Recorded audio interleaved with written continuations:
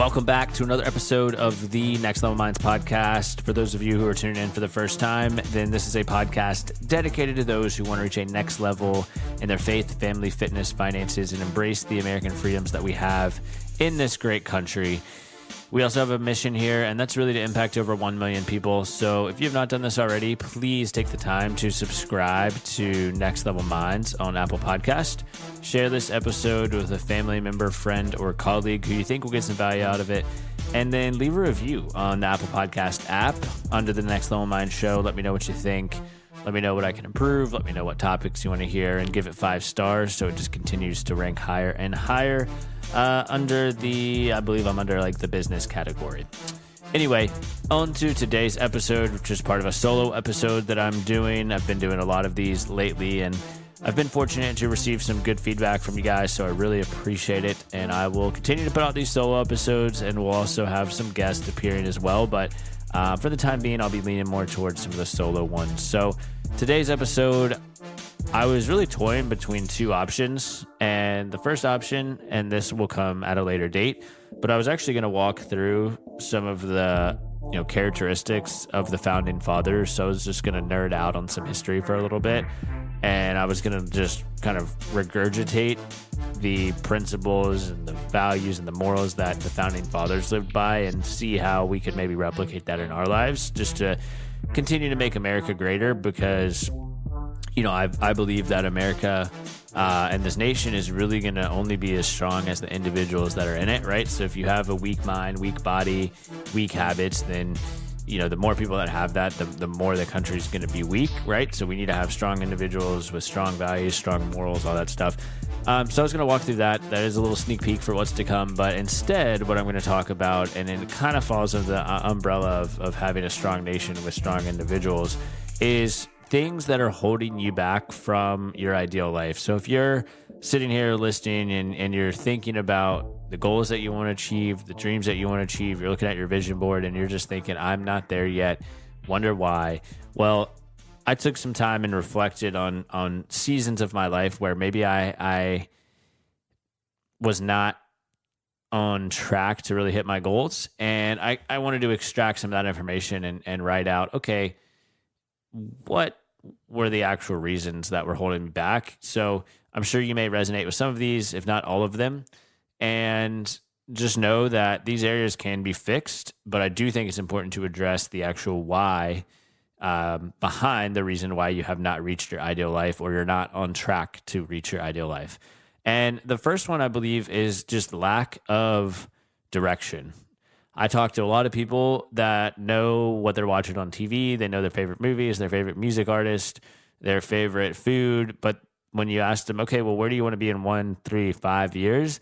They can't answer that question. They look at you like a deer in a headlight. So I think one of the biggest things that holds people back is not having an idea of where you want to go, right? And I'm of the belief that you just need to start, right? You just need to start putting pen to paper and thinking about, all right, let me just rough draft right up where I want to be, right? And it's okay for it to change, in my opinion. Like where I thought I wanted to be by like age 40 when I made that up, or when I wrote that out at age 20, is now completely different at age 30, right? It's still similar vein of different success metrics and things of that nature, but I will say that it is a different vision, right? And so I do think it's important, though, to at least establish some direction of where you want to go, and that could be as simple as, how much money do I want to make? Where do I want to live? What kind of house do I want to live in? What do I want my family life to look like? Who do I want to be surrounded with? Like, start just asking these basic self-awareness questions. And so you have some direction of where you want to go. So for me, in the next 10 years, I want to be in a waterfront house in Charleston. I want to be making 7 figures a year. I want to have more freedom with my time, and I want to have the ability to know that, okay, I'm on the right track to create generational wealth for my family. So when I'm 40 years old, 10 years from now, I want to be on a house on the water in Charleston, be making 7 figures a year, on track to build generational wealth for my family, right? And so there's a direction that I'm shooting for. Of course, I have other areas of my life where I want to be when it comes to, the important things that we talk about, like faith and family, fitness, finances. But I'm just using an important, example from a financial perspective there. So figure out what it is, what direction you want to go in. Two, I think something else that holds people back and has held me back in the past is lack of focus. And a question you could ask yourself very easily is, how much time am I spending on Instagram, Facebook? How many times am I spending on, watching TV, watching movies, watching Netflix? And what would happen if I dedicated that time that I'm, using to look at a screen? What would happen if I dedicated that time to, building a life that gets closer to the ideal life, to the direction that I figured out for myself? Third thing that I think is holding people back is along the lines of focus is lack of effort. And I think it's very important to ask yourself, am I truly putting in 100% towards my goals, visions, dreams that I want for my life? Looking at your 2026 goals, looking at your short-term, midterm, long-term goals, looking at your 10, 15-year kind of directional roadmap that you've made and said, you know what, am I truly putting in 100% effort? And majority of the time, even in my life, it's like, you know what, no, I'm not. For example, you could say, you know what, I showed up 10 minutes late, or you know what, I didn't call this person when I knew I should have called them. Like little tiny examples. And if you fix these tiny tweaks in your life, you will get closer and closer to that ideal life. So lack of direction, lack of focus, lack of effort, lack of desire, I think is another big one as well. Because I'll use kind of a stupid example here, but for example, golf. You guys, if you've been listening and watching me on social media, you know I love golf. I have a want to be able to shoot in like the mid 70s golfing, right? Lately, I've been shooting in the high 80s, low 90s over my last couple rounds. Decent, but I obviously could be much better. I still have some blow up rounds. And I'm using golf as an example because if I truly desired to get to the 70s, I would build like every single day, I would build habits, routines, behaviors around that desire to get me to be able to shoot in the 70s. But honestly, with all the other priorities that I have, right? Growing in my relationship with the Lord, making sure my family's taken care of, making as much money as possible, getting as close to that, where I want to be in my 40s, house on the water, generational wealth, more time freedom. These things are prioritizations for me.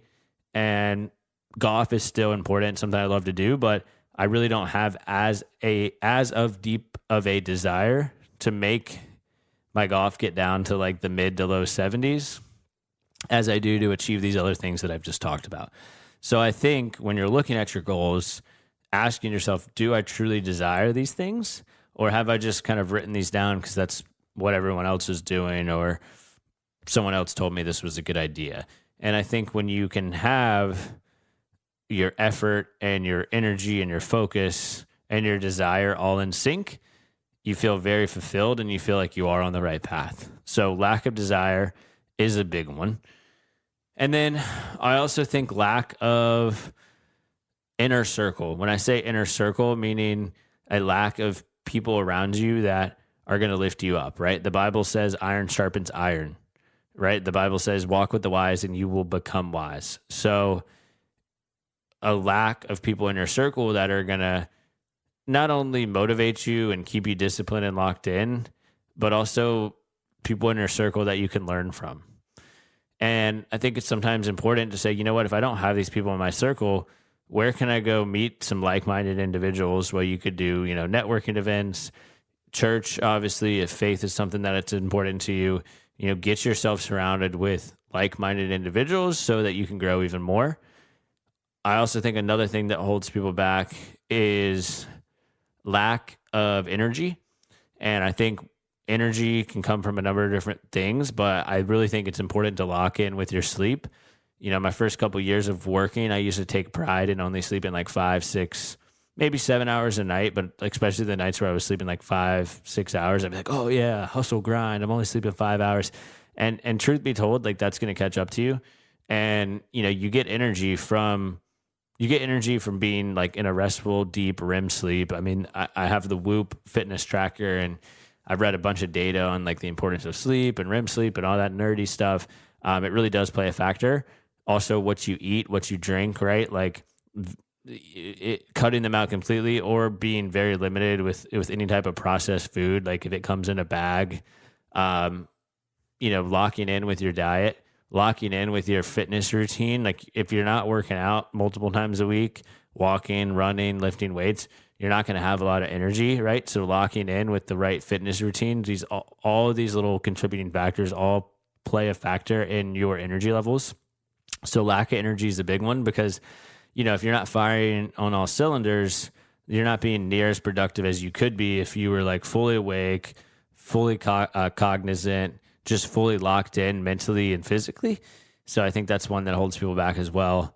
And then I think the last one that I'll share, and there's many other things that hold people back, but the last one I'll share is just lack of discipline. Discipline is really what you need to be successful, right? It's doing the work even when you don't feel like it, which frankly is going to be a majority of the time. And so 2 things from the Bible. Proverbs 5:23 says, he will die for lack of self-control and discipline. He will be lost because of his great foolishness. So essentially, Proverbs is saying that if you don't have discipline, I mean, it's saying literally you will die. Like it's using that as a harsh example, but it's just trying to highlight the importance of having a disciplined life, right? And I shared this 1 or 2 episodes ago, but you got Hebrews 12:11, which says no discipline seems pleasant at the time, but later on it produces a harvest of righteousness and peace for those who have been trained by it. Like discipline is a must. And if you go back and listen to the hundreds of guests that I've been fortunate to have on the show, people will ask me like, hey, you've interviewed some wildly successful people. What's one of the traits that you can kind of say that they all have in common? And every single time someone asks me that question, it's, hey, they're disciplined. They do the work when they don't feel like it. When they need to, they stay late, they get up early, they just consistency over and over and over and over again. And that just takes discipline, right? And the beauty of building your ideal life is realizing that, life and building your goals, dreams, aspirations, it's really just a combination of executing on the right habits and behaviors and routines, being consistent in those, and